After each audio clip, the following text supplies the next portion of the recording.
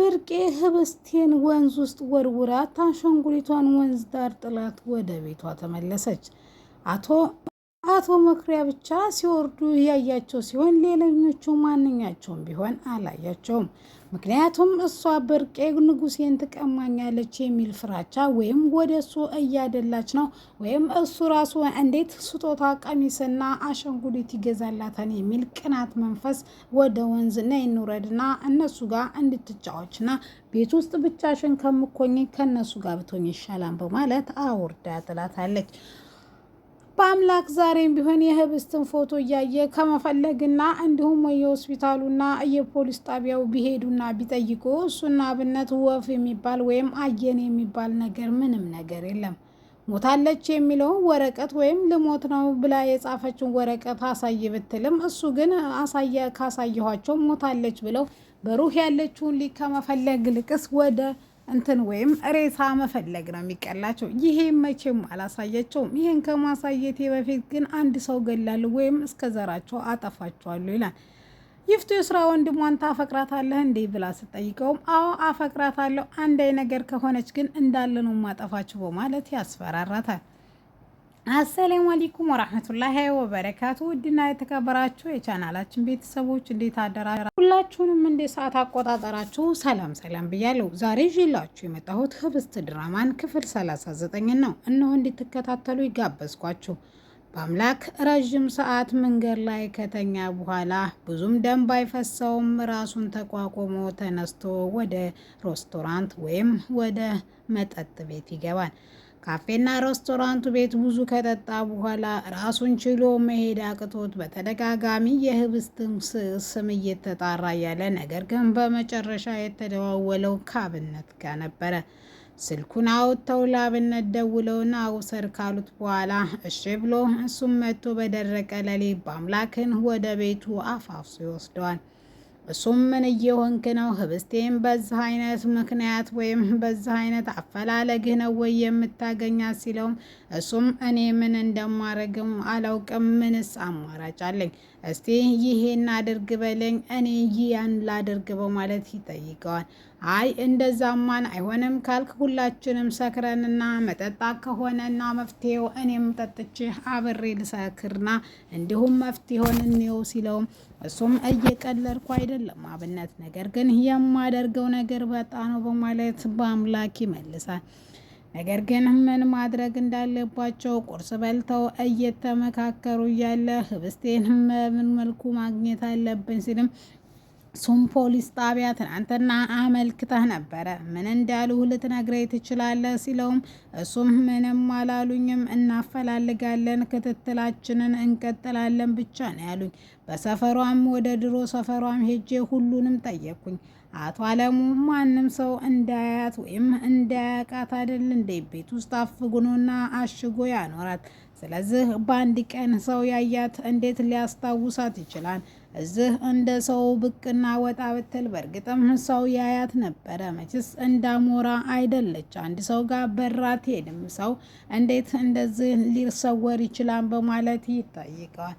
እሱም ምን እንደተፈጠረ የማያውቅ ቢሆንም ነገር ግን ህብስቴን ሌሊቱን ሙሉ በአምላክ ስትል ስትቃዥ ታድራለች።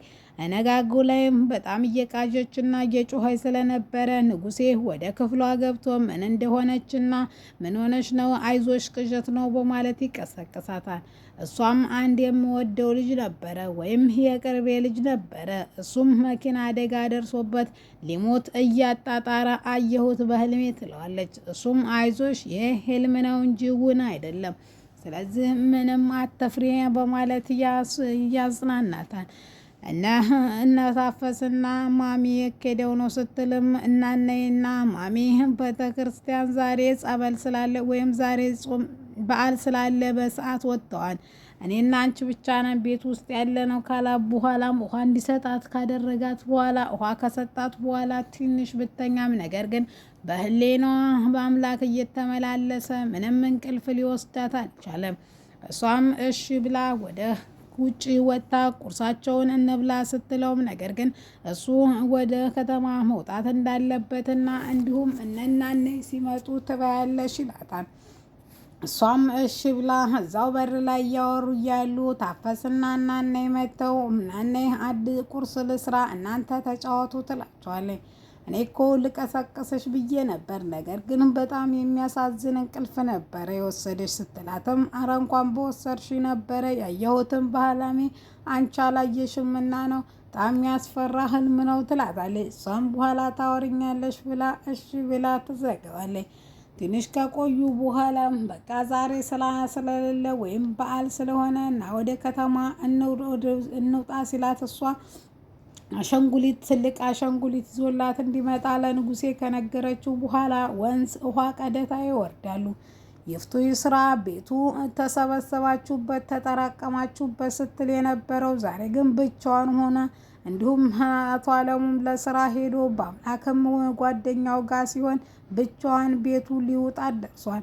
እነዛው እነነፈስ ባይጠቅሙም ቢኖሩበት ይሻል ነበር፣ ቤቱ በገዛ ቤቴ እኮ ሊበላይ ነው በማለት እንዲሁም በተደጋጋሚ ደላላ ጋር ደውላ ሰራተኛ ብትልም ፈጽሞ ሰራተኛ ግን ልታገኝ አልቻለችም።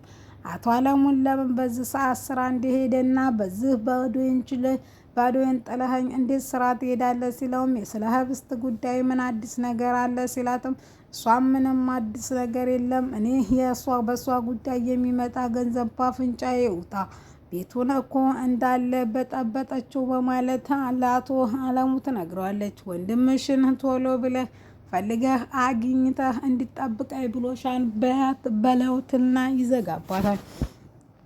እሷም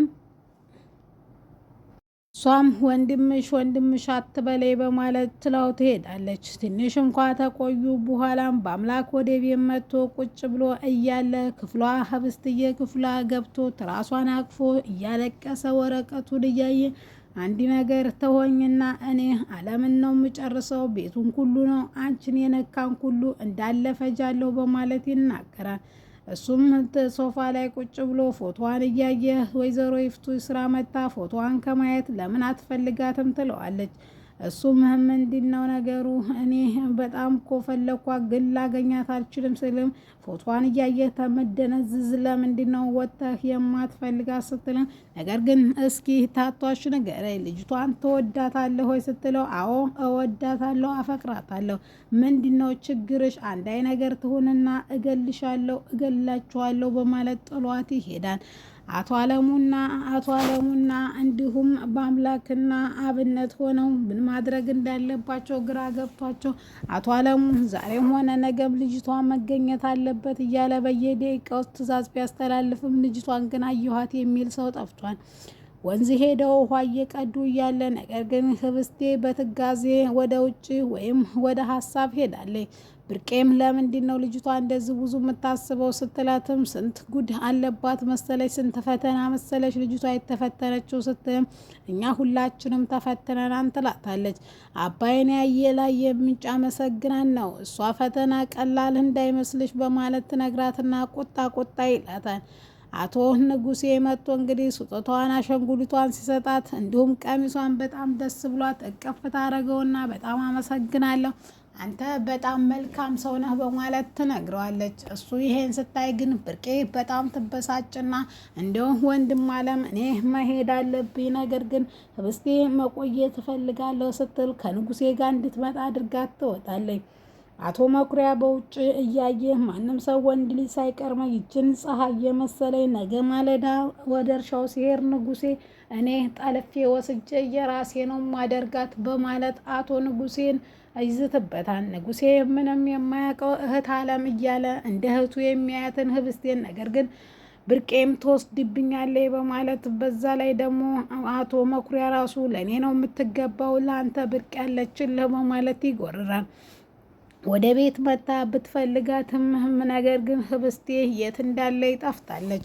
መኩሪያ በርቁ አይቷቸው እየተከተላቸው ነበር ሲሆን ነገር ግን መጨረሻ ላይ አድናታን ወይስ አያድናትም የሚለው ምንም ህብስቴ በሰው ሀገር ላይ ባህር ላይ መቅረት የለባትም የምትሉ ሁሉ ላይክ እያደረጋችሁ፣ ምክንያቱም ህብስቴ በጣም የተጎዳችና የነ ይፍቱ ስራና የነ አለሙ መጫወቻ ሆና እንደከረመች ሁላችንም እናውቃለን። በዛ ላይ ደግሞ ከንጉሴ ጋር ባላት ቀረብነት በቅናት ንድድና ብግን ያለችው ብርቄ እሷን ለማጥፋት ይሄው ዛሬም ቢሆን ትተጋለች።